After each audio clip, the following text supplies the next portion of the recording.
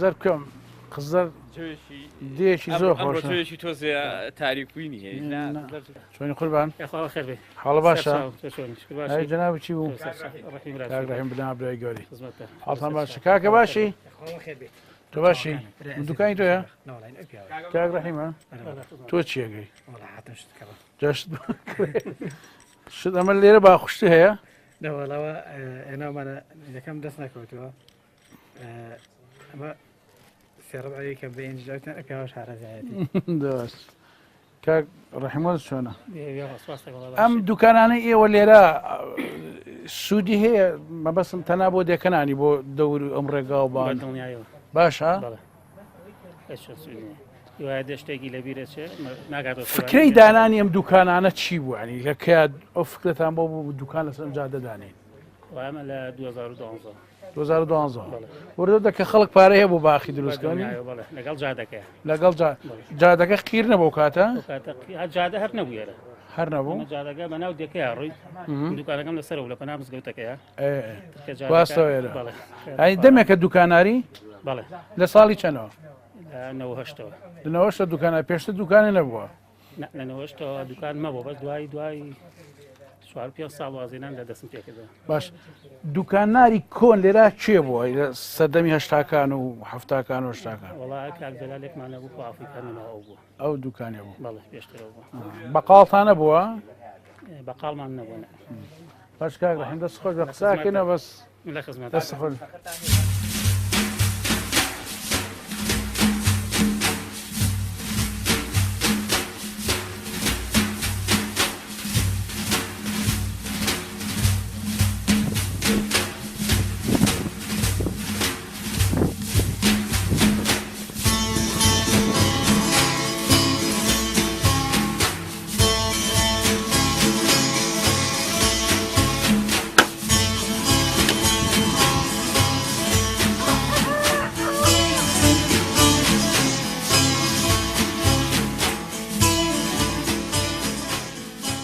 لە دەستپێکی بەهاردا نیشتیمانی کوردان خۆی ڕازاندوێتەوە بە خەندە و پێکەنینەوە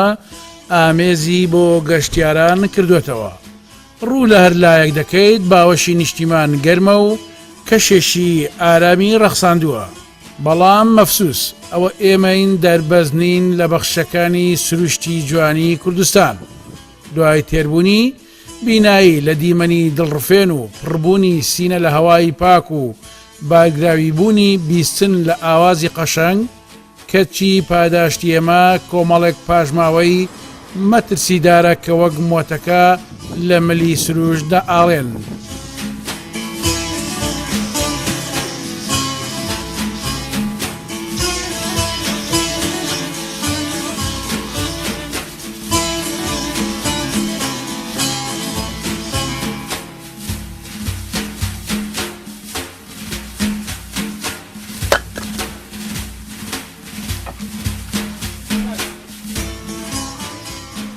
لە ڕێگەماندا بەرەو دۆڵە ڕوت و مێرگەپان و پاشان دەی قزلەر پاژماوەی فرێدراوی کەنار ڕێگەکان سەرچاوەی حەسرەت و ئازاری ئێمە بوو بێ ئەمەکی گەشتیاران بەرامبەر بەم سروشتە جوانە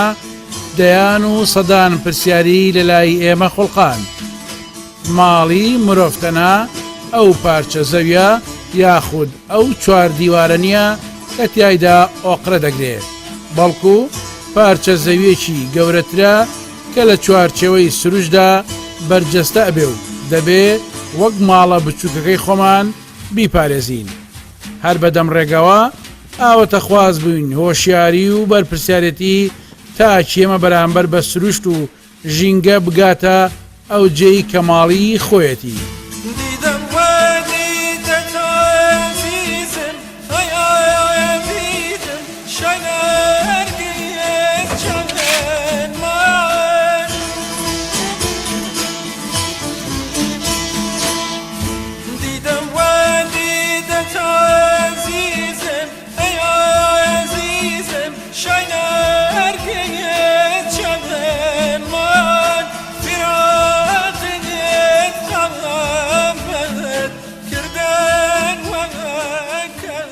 هەر بەدەم ڕێگەوە ئاوەتە خوازبین هۆشیاری و بەرپرسیارەتی تاچی ئێمە بەرامبەر بە سروشت و ژینگە بگاتە ئەو جێ کە ماڵی خۆیەتی.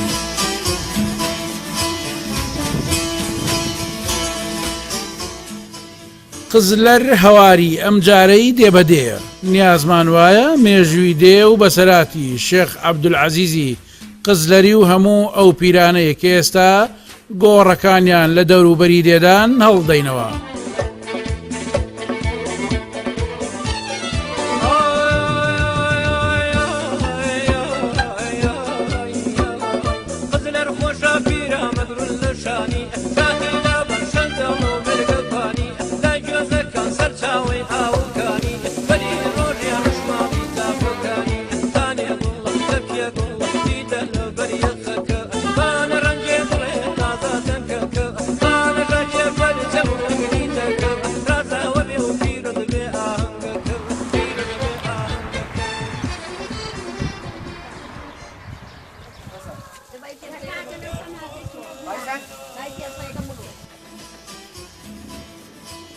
باسوخواز زۆرە لەسەر قزلەر و شێخ و پیرەکانی دەوترێ لە سەردەمی شێخ عەبدولعەزیزی قزلەری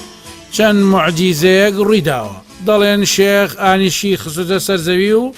ئاوی لێڵقڵاوە کە تا ئێساش ئەو شوێنە بەکانی شێخ مەشهورە. ئەم باسە هەڵدەگرین بۆ سەر مەزاری شێخۆی لەوێ ڕوون دەبێتەوە ئەمە تا چەند ڕاستە یاننا.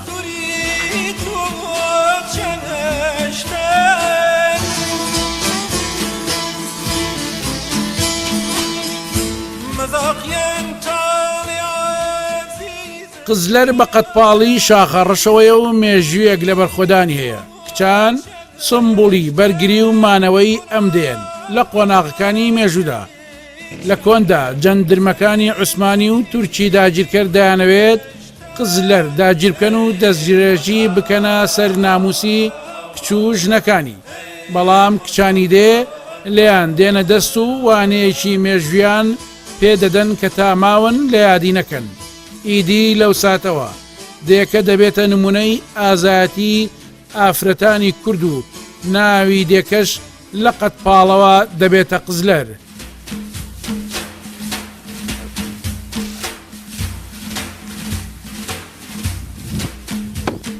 قزلەر دەکەوێتە ناوچەی دۆڵەڕوود لە باکووری شاری سلێمانیەوە.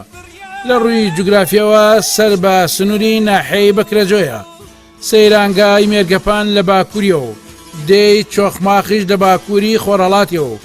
شاخی پیرەمەگرونیش کە 2600 مەتر لە ئاسی ڕووی دەریاوە بەرزە دەکەوێتە خۆر ئاوایەوە. قزلەر پشتی داوە بە شاخە ڕەشەوە لە دامێنی ئەم شاخەدا هەزاران ساڵە هاوڕێی بەفر و کەشی سەخت و ساردی ناوچەکەیە. لێرە چەندین ڕەنووی بەفر هەبووە کە لە کۆندا سوودی لێوەرگیراوە بە وڵاق بەفری لێ گوازراوەتەوە بۆ ناوچە ژیاریەکانی تر.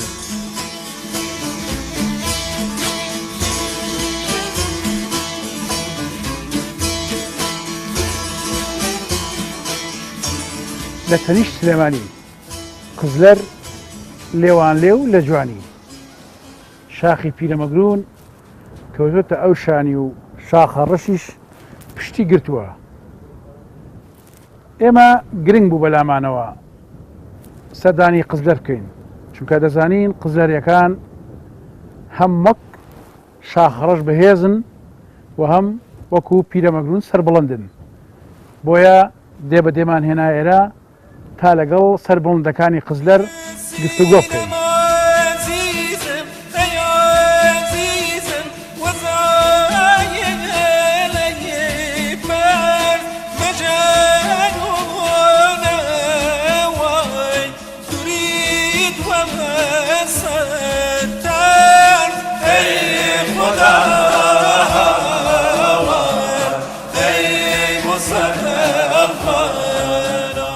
لە ناودین و ئێشتا سەر لە بەیانیە هەموو دێنشینان سەرقاڵی کار و فرمانی خوان و هەر کەسە و بەکارێکەوە مەشغوڵە. یەکێک دار دەشتێنێ و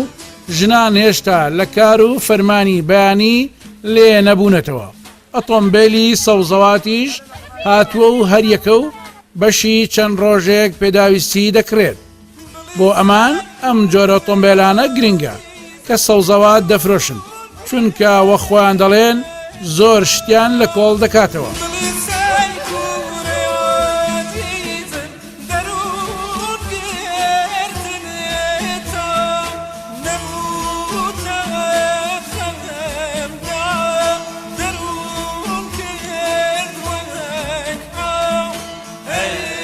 ئەم ڕووخۆشیان هەر لە کۆنەوە بۆ ماوەتەوە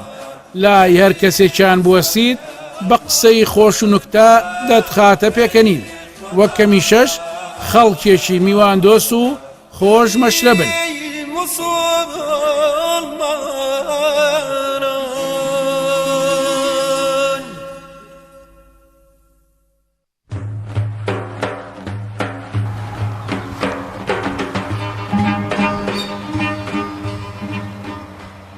کارێکی باشتری دەنیشینانی قزلەر ئەوەیە کەمترین موچەخۆریان هەیە بە هەمویان کەمتر لە 15 موچەخۆریان هەیە و خانە نشینیش بە تایبەت 2 کەسیان هەیە.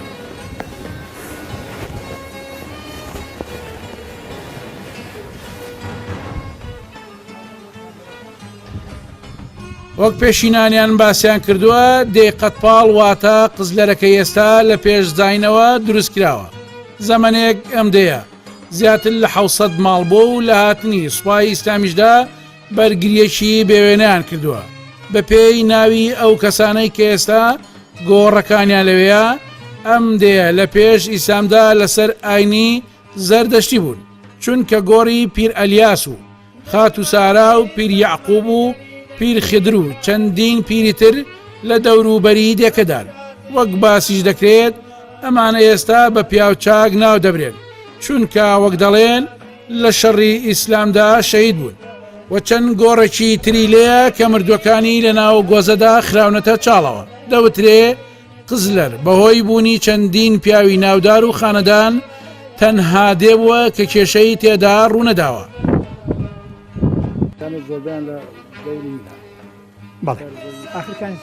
کافایق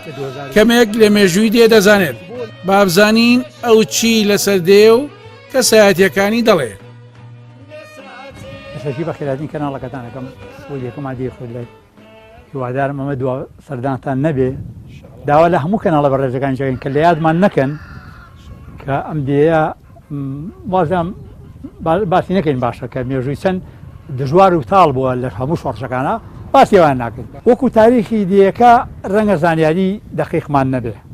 بەڵام بە حکمی ئەو ئاساران و ئەو قەبرستانانەی کە ئێمە بەڵێ ئێمە دیومانە و بۆیان جێڕاوینێتەوە کە بریتین لە دەیان قەبرستانی کۆن ئەم بەر قەبرستانانەش بە ناوی پیران هاتوون ئەم پیرانەش وەکو مێژوو باسەکە لە دوای لە زمانی خلافەتی ئیسلاما بووە کەوابوو ئەم دێەیە پێش 1400 ساڵیش ئەم دێ بوونی بووە بەڵام وەکو تاریخی دقیقی ڕەنگە نەزانین لە تاریخیاکە بووە کەوابوو وەکو عەرزم کردی پێش 1400 ساڵی ئەم دێ بوونی هەر بووە و لایەزار بەردەوام بۆ تا ئەمڕۆ کەسایەتی ئێرە وەکو باس کرابێ یەکێک لەوانە شێخ عەبدولعەزیزی ئەم دێوە شێخ عەبدولعەزیزی قزلەر بووە عەرز دەکەم لە دوای ئەوانیشەوە شۆخامەزیمانەوە پیاشی بەناوبانگ و پیاشی ناودار بووە و دەرەشخیرمانە بۆ کە باپیری کاگەنۆرە پیاشی بەناوبانگ بووە مامبرایمانە بۆ کار خەڵکیم دێ پیاشی کەسایەتێکی چاشیانەوە بەناوبانگ بوون لەوانە باوکی خۆم ساڵح ئەحمەد چاوەشتر پیاشی بەناوبانگ بووە لەم دیارە کە پیاشی ماقول و بۆ سوڵح و سەلاحەت چوون و پیاوێکی بەخشەندە بن وەکو خاوەندی وەخان و ئەوانەی کە هەموو باسم کرد و شۆخە حەسەنمان هەبووە بە ڕەحمەت بێ باوکی حاجی خار ئەمانە هەموو کەسایەتی تایبەتی بەخۆیان هەبووە پیاوی بەناوبانگ بوون و پیاوی ناو پیاوان بوون خاوەندی وەخان ناوبەدە بوون لەم دێە مەسەلەی پیرەمەگروم لە ڕووی دەریا و 2600 مەتر بەرزە کەوێتە بەرزایەکەی کۆتە شانی قزلەرەوە وەکو حەمەدزا لە گۆرانەکەی شاری پێداوین باسی گۆرانەکەی حەمەدزا ناکەین بە ڕەحمەت بێ بەڵام وەکو پیرەمەگروم چەند پێکاتێکی تایبەت بە خۆی هەیە زۆر شتێکی دەگمەن و سوودبەخشن هیچ لەوانە ڕنگوی گەورەمان هەیە ئەم ڕنگ گەورەیە ئێستانە کە بەفریکە مبارە ساڵانی پێشوو بۆیان جێڕاینێتەوە کە بەفری تازەی بەسەر ئابادیوەتەوە دۆڵێکی گەورەیە لا سوالە بەفرەکە دێ لێوە بەسانە خوا ئەبینێتەوە لە ساڵی پەنجاکانەوە بۆ شەستەکان ئەویان بە بیریەمەنیە لەم بەفرە بەبار بیرامانە بڕیوانە قاڵب خاڵب لۆری تەختە هەبووە هاتووە خراوەتە ئەو لۆریانە و کاتە فێنکەرەوە وەکو سەلاجە و مجەمیدە و ئامێرەکارە بەیانە بە لۆری ئەو بەفریان بار کردووە ڕۆشتۆ بۆ شارەکان تایبەتمەندێشی تایبەتی خۆی ئەو فرۆشتی ئەو بەفرە بووە ئەو بەفرە بەڵێ قزلەر هەر لە سەرەتاوە تا کۆتایی شۆڕشی کورد دەیەک بووە و هەمیشە لە مەینەتی و زەحمەتدا بووە شەڕی ئیسلام و هاتنی عوسمانیەکان وا دەکات قزلەر کاول بێ و سەر لە نوێ دروست بکرێتەوە ئەو بەرگرەی ژنان و کچانی دێ لە سەردەمی عوسمانیەکاندا کردویانە بێوێ نەبووە بۆیە عوسمانیەکان و تورکە ڕەگەزپەرستەکان وەک پیشەی هەمیشەیان دێکەیان بە تەواوەتی خاپوور کردووە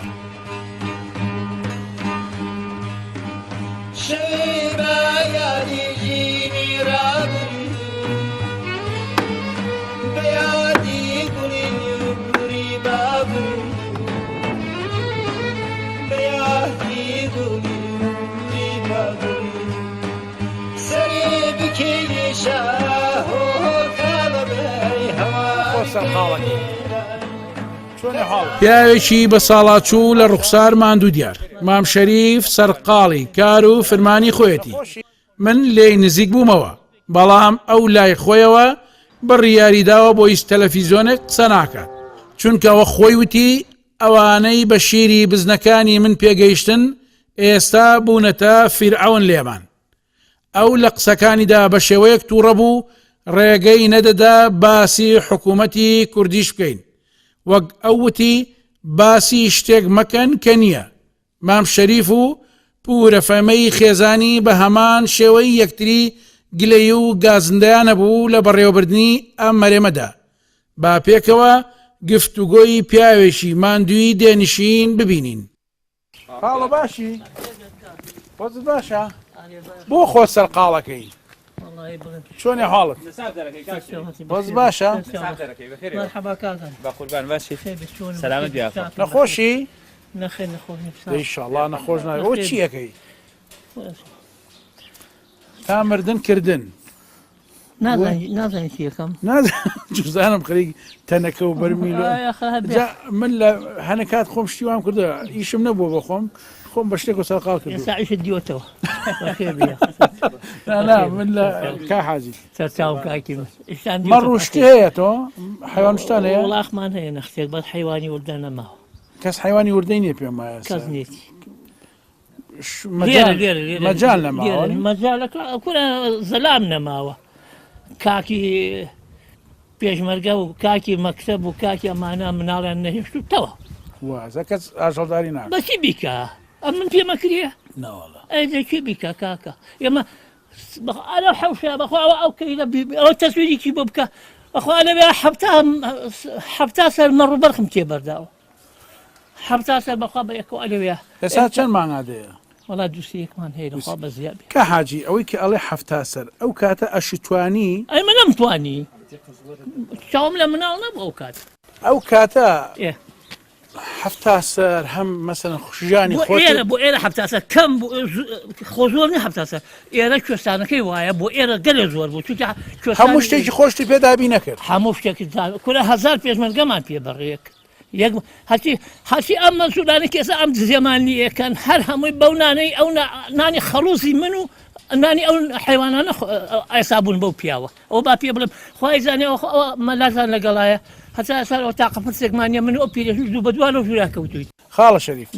ئەگەر ئێستا مەسە حکومت بێ یا دەسەڵات یا ئەوەی کە پێڵێن بەڕێوەبەرانی وڵات خۆڵکە باس حکومت نەکرد هەر باسی مەکرد لەوەی باشە بەڕێوەبەرانی وڵات بەڕێوەبەر ئەگەر بێن مەسەن ئاژەڵ بن بە خەڵک هاوکاری خەڵەکەن بۆ دێکان باشتر نییە واز لەوە بێنە نایکرد لای بە حاجژن لەکوێ ئەوە داپۆشە ئەوە باتانێکی بۆ وایە دەبە قۆربان باسی ئەوشە ئەوەی لایەنی حکومەت و حیزب بوو باسی مەکە تەواو بوو ئارە بەخوا لەلای من معلوم تەواو ئەسح ئەرە وڵا هیچ تارموچەتان نییە ئەمە خێزانت چۆنی پورێ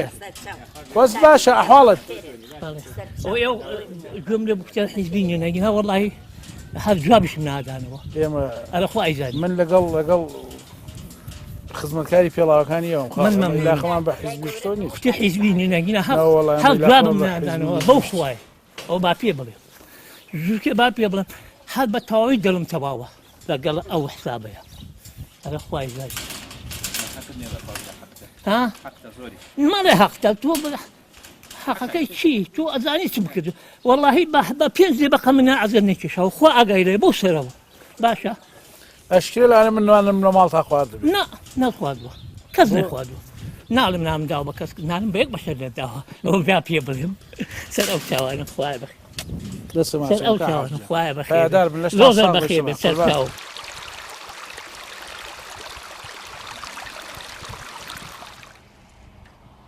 بەفر و پیرەمەگرون و قزلەر و پێشمەرگە دوانەیەکی لێکدانە بڕاون لێرە لەم قزلەرە هەمیشە ژیان بە شێوەیەک بووە ئەوەی باسم کرد ئاوێتەیە یەکتری بوون بەڵام وەکو لالە شەریف وتی ئەوەی ئەوان کردیان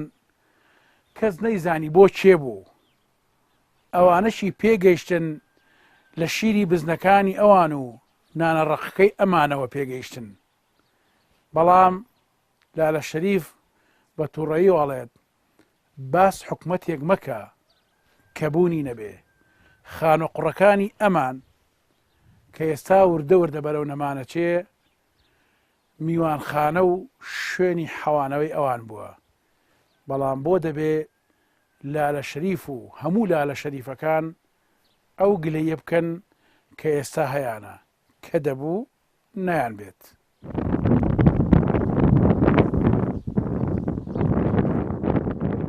کە دەگەیتە نزیک قزلەر گومەزێکی بچووکی سەوز دەبینیت مەزاری شێخێک کە زۆرێک لە خەڵکی بە ئومێدی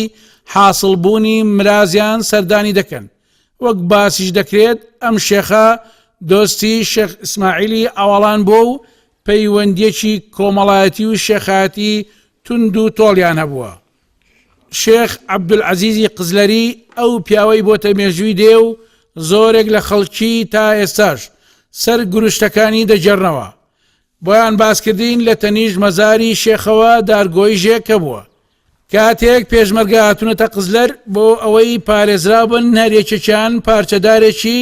لە دارگۆیژەکە کردوێتەوە و کردوێتی بەجلەکانیەوە واتە بڕوای تەواویانە بووە بە شێخ کە پیاوچاکە و دایان پارێزێت شێخ سەعیدی شێخ غەریب ئەو نەوەی شێخ عەبدولعەزیزە و لەسەر مەزارەکەی هەندێک قسەی بۆ کردین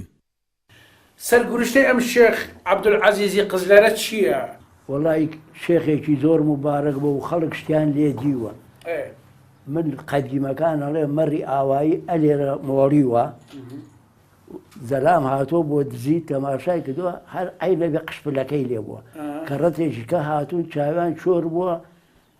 پەلیان گرتون دەغالەتیان کردووە چاک بوونەتەوە ڕۆشتون من لەو قەدیمەکانم بیستووە لەخوا بە زیابێدەیەکی پاک بوو ئەو کابرایە بڵێن خالیوە کرد دیەکە یارمەتیە حتا گڵەبان و هەموو شتێک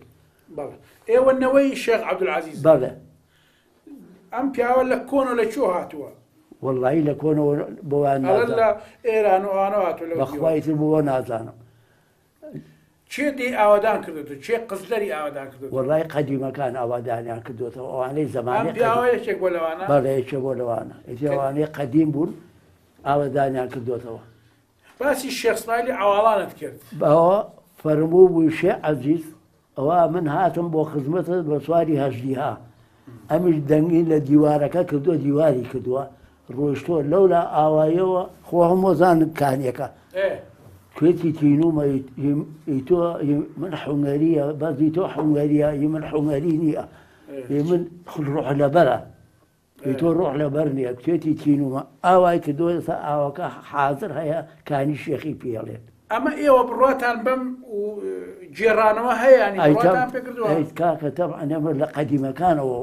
وەرماگرتووە ئێستا عالەمی ئێستا برا لەگەڵ برا پاک نییە کوڕ لەگەڵ باوک پاک نییە وایانە کابرای خانوویە کرد یارمەتیمانەیە هەتا تەواو بوو بەبێ مقابل ئێستا برای خۆی کەسی خۆی بە بێ پارەت ئیشی بۆ ناکە ئالەمەکە عامەتەن گۆڕاوە پێشمەرگە کاتی خۆی لێرە دارگۆیشێکە بوو هاتوون دڕکەکان کردو بە گیرفانی خۆیانەوە ئەوە چۆنیە ئەوەشە بۆ مفەرقسییانەوە جیفانەوە تا خی گەورە مەحافظەیان بکە قیمەتی ئەو مشایەخانە ئەو دارگۆیشەسان نەماوە نەماوە بۆ بریتان من لێرە نەبوو من دەمەکە لێرە نەماوە ئەی باشە ئەو دارگۆژە هەموو پێشمەگەی پاراز بۆ بڕیتان چۆ شتی وابێ دەستە خۆش بە کاک شێخ ماڵ داوا بێ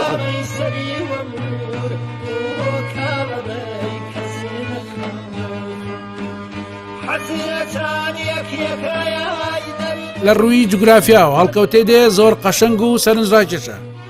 کاتێک ڕێبواران دەگەنە ئاسیدێ ڕاستەخۆ سەر بەرز دەکەن و لە جوانیەکەی دەڕوانن حاجی یاسین تەمەنی زۆر نییە بەڵام گۆچانەکەی دەستی پیرتر وێنای ئەکا ئەو لە ناودێ دەست بە تەزبیح حەق قەزوانەکەیەوە ڕاوەستا بوو منیش لێ نزیک بوومەوە و کەوتە باسکردنی قزلەر و سروشتە جوانەکەی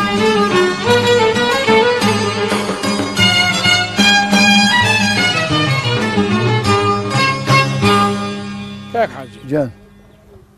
قزلەر ئەو دێی کە جوانترین سروشتی هەیە واتە لە شوێنێکایە هەڵکەوتی قزلەر شوێنێکی زۆر تایبەتە بە پێی زانیاری تۆ بۆ ئەم شوێنە هەڵبژێراوە واللهی ئەم شوێنە لەبەرەوەی تۆ ڕێوشکانیە جا ئاوەکەشمان ئەو کاتە خۆسا وەگەسا مەشروع وشت نەبووە کانی ئاوێکمانەوە تا لە بن مزگەوتەکە ئاوێکی زۆرە ئەو ئاوە نەبووە بەشی دیەکەی ناکرد ئەو ئێساش کراوەتە مەشروعەوە لەخوا بەزای بەشی هەموو دیەکەکە لە کۆنا حسابی ئاخسابێت تەمەناڵێ ئاوەدانی بێ لە دەوری ئاو بێت تەمەن لە دەوری ئاونە هەندێک بڵێ باگر بێ یاشتی ئەوە نییە بۆ باش بۆ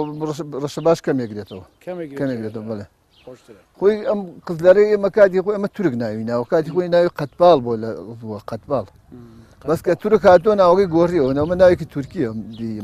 بەڵێ قزلەر ناوێکی تورکیە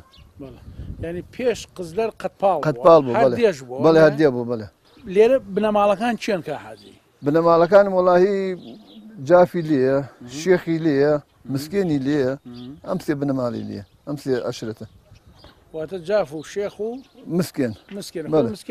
گۆران گۆرە خۆی ئەم گۆرە ئێمە ئێستا خۆمان گۆرانی ئێوە گۆران بەڵێ واتە لە کۆنە ئەم تێکەڵی هەبوو بەڵێ ژن خوازیتانە هەموو لەخوا بەزیاب هەموو کەسی یەکین یەک چێشە مشکلەمانێ لەم دیە هەموو دیەکان بەخیلیمان پێ من لەخوا بەزیاب ئەمەگە ڕێکین لە ناوێکە ئەمەگە بڕاناکەم زەلامێکە بێت لەم دیە لەگەڵ زانامێکە قسەی بێکەوە بێ هەر هەمووی لەخوا بەزیاب زۆر چاکی کە حاجی ئەو بەر وازام لێرەوەیە ئەو ڕێگای کوێ پێڵەن چی پێڵ ئەوە ڕێگای ئەشکەوتی ئاوێ ئەوە ڕێگای پێشمەرگەی گەرمێن ئەشکەوتی ئاوێ بڵێ ڕوا بە دوی زێوێ لە دیوی زێوە هاتم بەراو لێرە شۆ ئەچون بە دیوی چۆغماخ و مال و سەرگەڵ و ناوە جا من بۆ ڕێگا هاتوو ئاوا ئەیزانم کاک حاجی بڵێ ژیان لە کۆندا چۆن بۆ لێرە وڵای ژیان لە کۆنا چاک نەبووە خەڵک فەقیر بوو بەڵام خەڵک دڵی مرتاحتر بووە خەڵک قەناعەتی هەبووە من ئەوەی کە بخۆم لە بیرم نییە هەتا هەشتاکانیش ینی فەقیر بووین ئەو دەوڵەمەنگە نەبووین ئێستاش لەخوا بەس بەش خۆمان هەیە بەڵام ئێستا خەڵک تێر و پڕە و پاک و تەمیزە و دەوڵەمەنگە بەڵام دڵی قەناعەتی نییە دڵی ئیسراحەت ناکە نازانم ئیتر بە ئام وایە ئەیتر بە ئام وایە با پێ بڵێن بە ئام هەتا دەوڵەم و ئێستا نازانم هۆی چییە هۆکارەکە چییە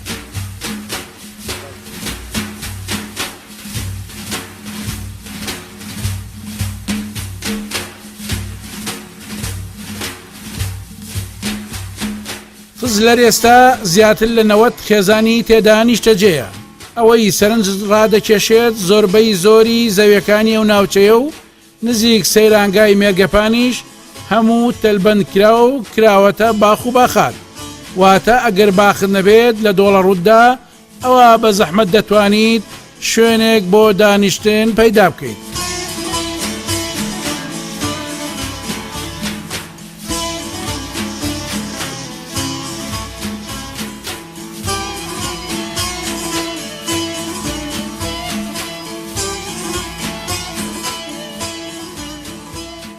ساڵی 1960 خوێندنگا لە دەی قزلەردا کراوەتەوە و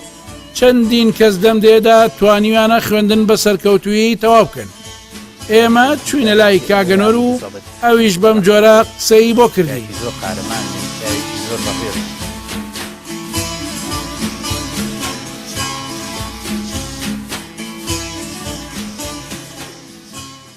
قزلەر ئێستا حالێ لەم کاتە تقریبا 90 ماڵی تایە. پێم وایە ژمارەی دانیشتوانەکەی 450 کەسێکە. زیاتر خەڵکی ئێرە مەغژوڵە بە باخ و بەکرێکاری و مەغژوڵی ئەوەیە بە حکمی مێرگەپان لەبەرەوەی مێرگەپانمان هاوسنوورە شوێنێکی گەشتیاریە خەڵک زیاتر بەوە مەغژوڵە ینی معیشەتی ڕۆژانی زیاتر خەڵک لەسەر مێرگەپانە زایدەن لە ناو گەشا خەڵک خەریکی ئاژەڵداری بە تایبەتی عیب نەبێ ڕەشەوڵاخ حیوانی وردەیتیان نەماوە ئێرە وەکو زوو زیاتر خەڵک مەغژوڵی ئەوەیە بە حکمەوەی کە لە ساڵی 2011 بازارێکی لەپڕکرایەوە بۆ خەڵک مڵکێکی زۆر فرۆشرا قزلەریش بەدەر نەبوو لەو شوێنانی کە خەڵکی ناو دێیەکان مڵچیان فرۆشت قزلەریشێکی بوو لەو شوێنانە کە مڵکێکی زۆر فرۆشرا بە حکمیەوە تۆزێک قزلەر تەوق درا بە باخ و ڤێلا و بەم شتانە خەڵک ینی بەڕاستی تۆزێ لە ئاژەڵداری دوورکەوتەوانێ ئەوە هۆکارێکی سەرەکی بووە کە تۆزێ لە ئاژەڵ دوورەوەکەوێ موچەخۆر زۆر کەمە لێرە ینی تقریبان ڕەنگە بڵێم هەمووی 12 موچەخۆرمان هەبێت ئەویش بەشێکیانەی شۆڕشی ئەیلولە کە لە سەر شۆڕشی ئەیلول معاشیان هەبووە بەشێکیشیان ئەگەر مۆزەفی حکومەتن یان سان چوارێکمان هەنێکیکە لە پێشمەرگە دێرینەکان کە معاشیان بۆکراوە هەر ئەوەندەیە کاری ئەوە بووە زیاتر خەڵکی ئێمە زۆر هۆگری حیزبایەتی نەبوون مەسەلە بەزەوە بۆ هۆگری چەکداری نەبوون مەسەلە زیاتر ئەوە بووە بەینی لەسەر هیچ حیزبێک زیاتر ماڵ نەبوون بە زۆری تۆ ئینسان ئەگەر لەسەر حیزب ماڵ نەبی حیزبی زۆر هاوکاریت ناکە معاشخۆری ئەمڕۆژ یانەبێ یەکێتی بووبی یانەبێ پارتی بووبیت ئەم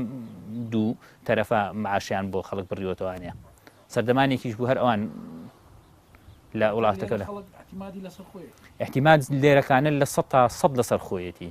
ئێمە کاتی خۆی لێرەکانە بناغەی شۆڕش بۆ ئێرە لانکەی شۆڕش بووە ڕەنگە هەندێک لە بەرپرسەکان ناڵێم هەمویان چووکم هەمویان سێری ئەم کەناڵە ناکەن بەڵام ئەوەی کە سیرکە ئەزانێ قزلەر یەکێکە لە پایە گرنگەکانی شۆڕش هەم شۆڕشی ئەیلول هەم شۆڕشی نوێش جا بە حکمی ئەوە خەڵک هەمویانی بینیوە ینی شۆڕشەکان یەک لە دوایەک بینیوە خەڵک زۆر ئیمانی بە حیزبایەتی نییە بۆیە احتیمامی خستۆتە سەر خۆی خزمەت ئەوەی کرا ینی خەڵک وا خزمەتی کرد ئەنەما ئەم وڵاتە بێت ومێدی ئەوواکرا ئەم وڵاتە بێ بە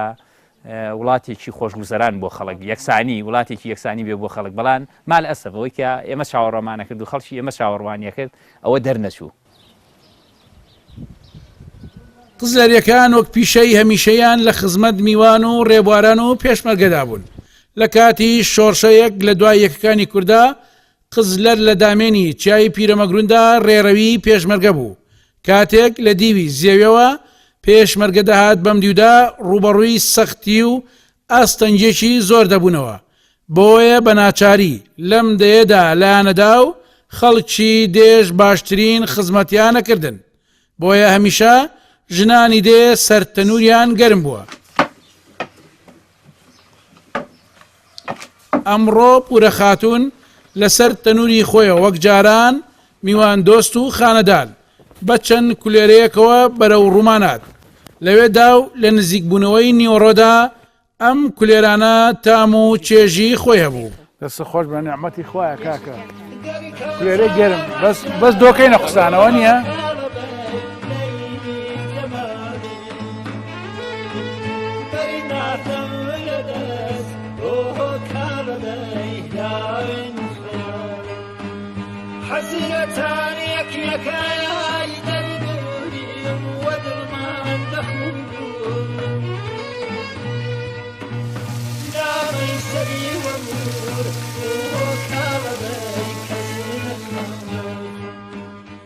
ساڵی 1982 قزلەر یەکەم دێدەبێت کارەبای بۆ دەچێت ئیتر لەو ساتەوە قزلەر قەرەباڵخێکی زۆر بەخۆ دەبینێ و بەشێک لە پێشمەرگەکان دێنە قزلەر و نیشتە جێ دەبن بە تایبەت ئەوانەی خاوەن ماڵ و مناڵ بوون. یەکێک لەو پێشمەرگانەش هونەرمەندی خوالێ خۆش بوو حەمەجەزا دەبێت کە چەند ساڵێک بەخۆی و خانەوادەکەیەوە لەوێ نیشتەجێ دەبێت. جگا لە ئەرکی پێشمەرگایەتی لێرەوە بە هونەرەکەی خزمەتی شۆڕش و پێشمەرگە دەکات و چەندین گۆرانی بۆ پێشمەرگە و شۆڕژ وتووە. کاچی پێشمەرگە شۆڕ لەجێری قارمان بۆ کاچی پێشمەرگە شۆڕ لەجێری قارمان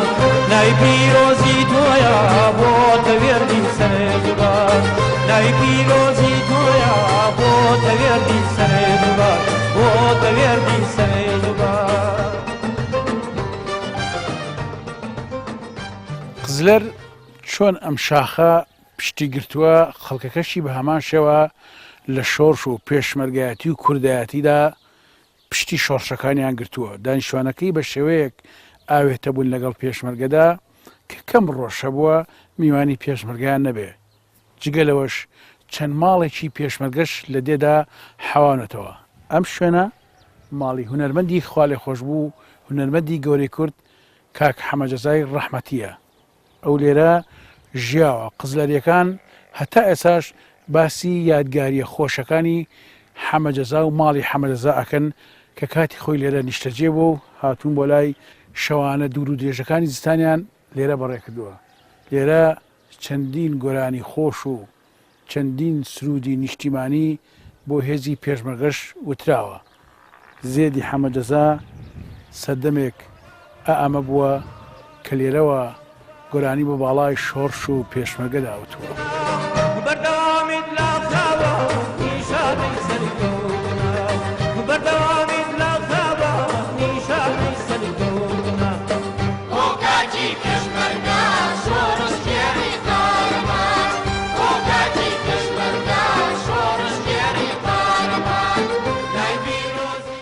قزلەر هەند خۆشە حەز بە جێشتنی ناکەیت بەڵام کات درەنگ بوو. ئێمەش لە کۆتایی بەرنامەکەمان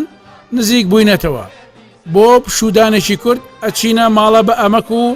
میوان دۆستەکەی قزلەر حاجی سەلیمی دەروێش خدر و چەند پیاویشی دێش لەگەڵمانن.